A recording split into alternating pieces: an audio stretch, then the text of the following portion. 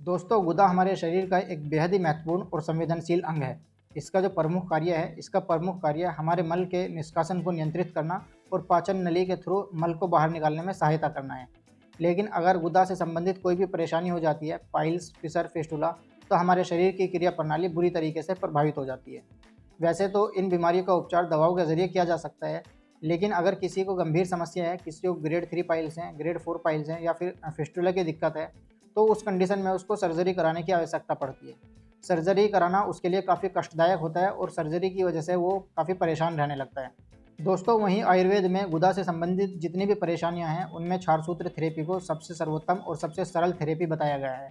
इसमें मरीज का इलाज काफ़ी सुकून के साथ और काफ़ी आराम के साथ किया जाता है। नमस्कार, अस्सलाम वालेकुम। मैं डॉक्टर आरिफ मलिक एक बार फिर से आप सबका अपने यूट्यूब चैनल पर स्वागत करता हूं।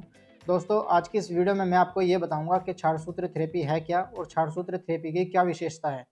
दोस्तों, आगे बढ़ने से पहले अगर आपने अभी तक हमारे चैनल को सब्सक्राइब नहीं किया है तो चैनल को सब्सक्राइब कर लें, साथ में बेल आइकन का बटन अवश्य दबाएं, जिससे आपको इस तरीके की जानकारियाँ समय समय पर मिलती रहे। तो चलिए दोस्तों, बिना किसी देरी के वीडियो को शुरू करते हैं।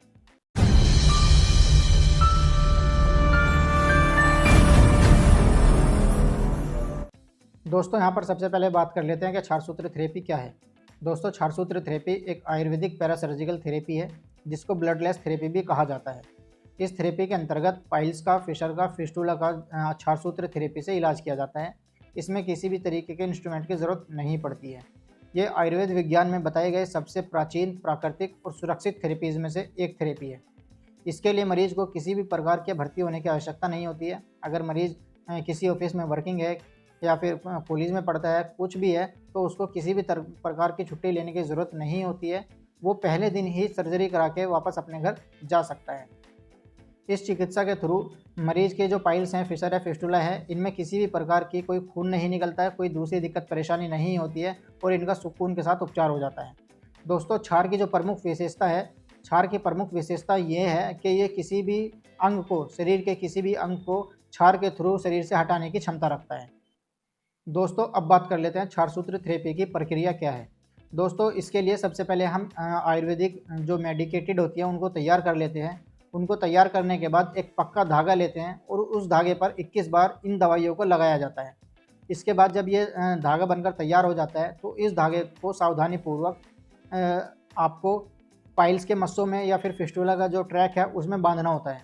जब हम इसको बांध लेते हैं तो ये जो मस्से होते हैं ये 6 से 7 दिन में अपना आप टूट कर गिर जाते हैं और जो फिस्टुला का ट्रैक होता है वो 3 से 4 हफ्तों में, 5 हफ्तों में धीरे धीरे करके वो ठीक हो जाता है।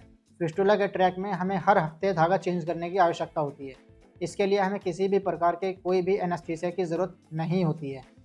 तो इस तरह से इस प्रक्रिया में बिना किसी चीरे फाड़े के, बिना किसी खून के हम इन परेशानियों को, इन जटिल परेशानियों का जो इलाज है वो आयुर्वेद थेरेपी से बिल्कुल आराम के साथ कर सकते हैं, क्योंकि ये एक सबसे प्राकृतिक और सबसे सुरक्षित थेरेपीज़ में से एक थेरेपी है।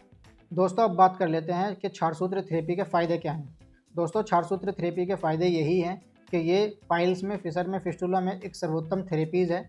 इसमें किसी भी प्रकार के चीरे फाड़े की ज़रूरत नहीं होती है। इसमें मरीज़ को कोई भी खून नहीं निकलता है। इसमें मरीज़ को किसी भी प्रकार के भर्ती होने की आवश्यकता नहीं होती है, किसी भी प्रकार की छुट्टी लेने की आवश्यकता नहीं होती है। ये फिस्टुला में एक सर्वोत्तम थेरेपीज़ है। बहुत से केसेस में देखा गया है कि ये फिस्टुला के उन ट्रैकों को ठीक कर देता है, उन परेशानियों को ठीक कर देता है जो दूसरी थेरेपी से इलाज कराने के बावजूद भी ऐसे के ऐसे ही रहते हैं। तो आयुर्वेद की यही विशेषता है, क्षारसूत्र थेरेपी की यही विशेषता है कि बिना किसी चीरे फाड़े के, बिना किसी खून खराबे के ही मरीज़ का जो ट्रैक होता है उसको ठीक कर देता है। तो दोस्तों, अब बात कर लेते हैं क्षारसूत्र थेरेपी कराने के बाद आपको कौन कौन सी सावधानियाँ बरतनी चाहिए। दोस्तों, क्षारसूत्र थेरेपी कराने के बाद आपको हल्का फाइबर वाला खाना लेना है। आपको जब बाहर का फास्ट फूड, जंक फूड बिल्कुल अवॉइड कर देना है। आपको लंबे समय तक बैठे रहने के या फिर ड्राइव करने के कार्य से बचना है। आपको जितना ज़्यादा हो सके उतना ज़्यादा वॉक करनी है। वॉक करने से क्या होता है, वॉक करने से ये धागा उस पस की वहाँ से कटाई करता है, जिससे आपका जो फिस्टुला का ट्रैक है वो जल्दी हील होता है। जब उसका पस बाहर निकल जाता है तो वो जल्दी हील होता है। इसके अलावा आपको सुबह शाम 10-10 मिनट फिटकरी के पानी में बैठकर इसकी सिकाई करनी है। इसके अलावा आपको रोज़ाना रात को सोते समय जात्यादि तेल की बस्ती लेनी है। 3 ml जात्यादि तेल अपने गुदाद्वार में, अपने जो आपका ट्रैक है उसमें अवश्य डालना है। आपको लंबे समय तक खड़े रहने के कार्य से भी बचना है, ज़्यादा वज़न उठाने के कार्य से बचना है। तो बस यही थोड़ी सी इसमें सावधानियां हैं जो आपको करनी है। इन सावधानियों को करने से और क्षारसूत्र थेरेपी कराने से आपको जो ट्रैक है, आपकी जो परेशानी है वो बिल्कुल हील हो जाती है। तो दोस्तों आज की इस वीडियो में बस इतना ही। मुझे उम्मीद है कि मेरे द्वारा दी गई जानकारी आपको पसंद आई होगी। अगर आपको मेरे द्वारा दी गई जानकारी पसंद आई है तो हमारी इस वीडियो को लाइक एंड शेयर अवश्य करें।